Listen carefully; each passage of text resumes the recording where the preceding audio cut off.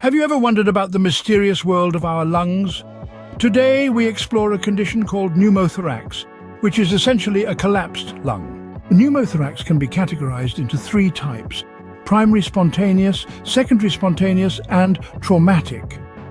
A primary spontaneous pneumothorax occurs without an apparent cause and in the absence of significant lung disease. The main culprit behind this type, surprisingly enough, is smoking.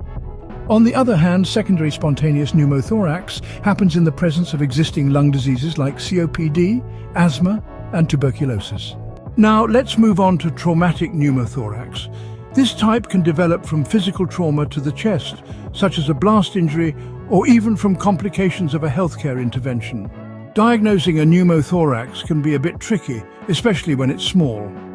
Physical examination alone often isn't enough.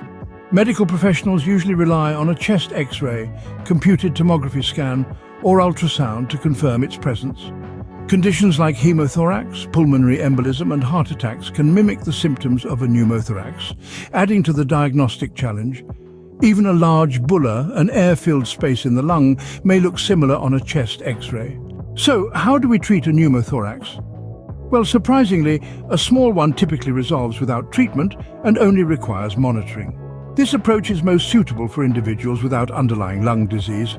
However, if the pneumothorax is larger or causing shortness of breath, doctors might need to remove the air using a syringe or a chest tube connected to a one-way valve system.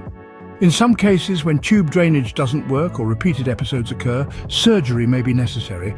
The surgical treatments usually involve either pleurodesis, where the layers of pleura are induced to stick together, or pleurectomy, which is the surgical removal of pleural membranes. Now, how common is pneumothorax, you ask? There are about 17 to 23 cases per 100,000 people per year.